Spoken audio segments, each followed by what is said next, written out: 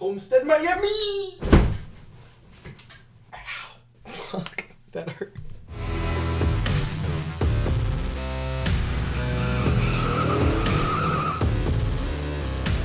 The championship race, it is finally here. Homestead Miami Speedway, and it should be a good one. Let's talk about it. First and foremost, yes, I will be there. I'll be there on Sunday. I don't know where I'm gonna be. I might be outside in the grandstands or maybe in the infield.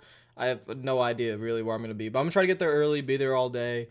And if you guys see me, you can say hi. I've gotten more people every time I go to a race. More and more people have said hi to me, and that's cool. I appreciate it. Trust me, I don't take any of this for granted. Having like a following and influencer and all that stuff, it's definitely very cool.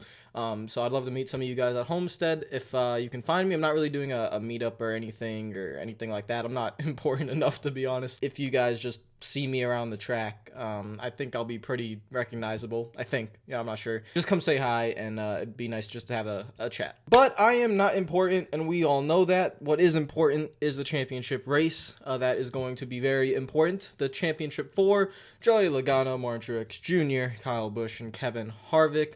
They'll be battling it out for the championship. One race, winner takes all. Let's just put aside how ridiculous that sounds for now. We'll talk about that in the offseason and how we gotta fix that. But a one race winner for all four drivers, and nothing matters now from the previous 35 races. It's all what you do at Homestead.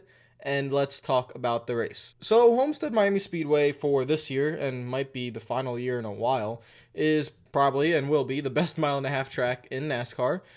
Drivers are going to probably run towards the wall or run the bottom early on in the run, move around in the middle. But most drivers, you would think, will go up towards the wall as the tires wear off. Everything that race fans love is in this race. You have tire wear, you have ability to pass, you have multiple lanes. You can be fast on either the bottom lane or the top lane. You know, you could be fast in the middle. You have to maneuver traffic and all that, and it's just going to be a really fun one to watch. With the new rules package coming in for next year, this will be the final time we really see drivers having a huge difference in terms of how they drive the track, which is why Kyle Larson is so great at Homestead. But next year, with that new package that's coming in, it's going to be a little bit different, and we'll see how it goes. So far, the weather is telling me there's a 50% chance of rain on Sunday. I don't know why it's telling me that. Usually, as long as I've known the NASCAR race at Homestead, it doesn't rain at all. So hopefully that changes. I'm hoping it does. I don't think rain is going to be an issue. If it does, we have lights. We'll be there all night. Doesn't really matter. I'm good with that. And hopefully when it doesn't rain, we'll have the final four. Now, these final four, Logano, Truex, Harvick, and Kyle Busch, have arguably been the best all year. There are stats out there. They have the most top fives, most top tens, best average finish, is all between those four drivers. So luckily and miraculously, nothing crazy really happened here in the playoff format. No matter who wins, it's likely deserving. Obviously, Harvick and Kyle Busch are the most deserving when it comes to just flat out consistency and wins throughout the whole entire season.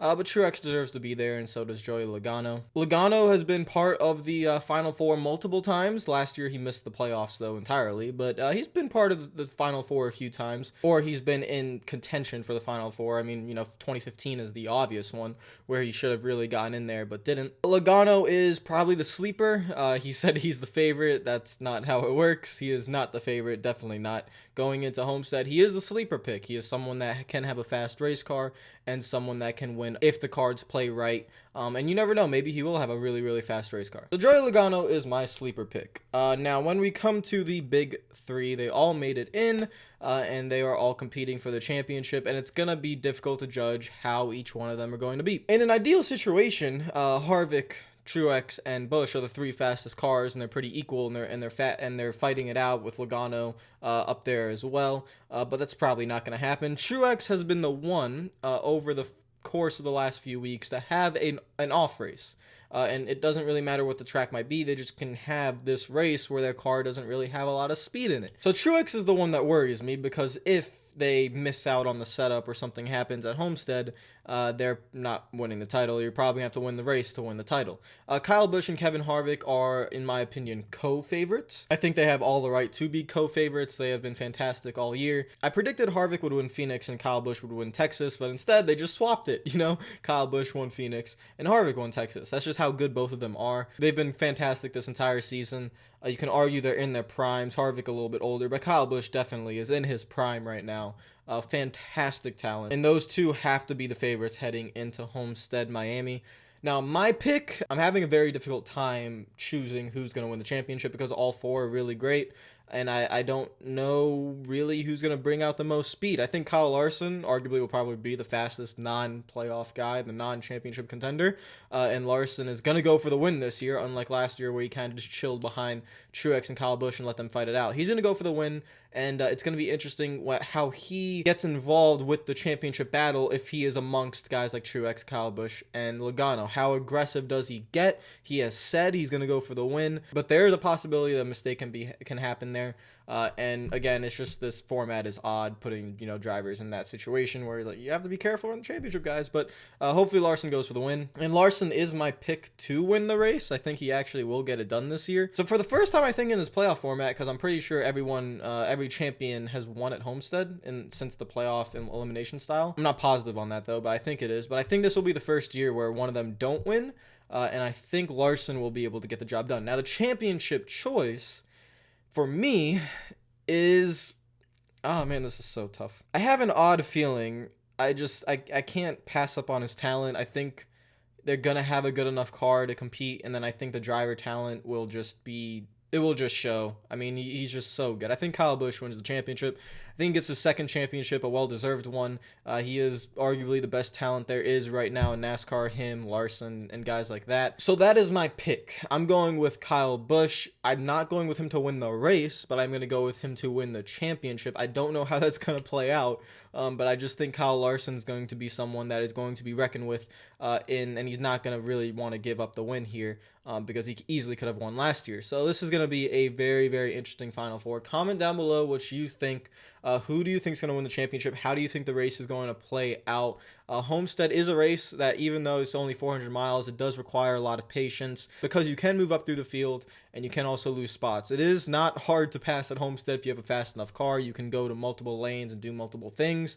But also what's very important is no pit road penalties. We saw it happen at Phoenix. That basically just ruined Chase Elliott's chance at getting into the Final Four.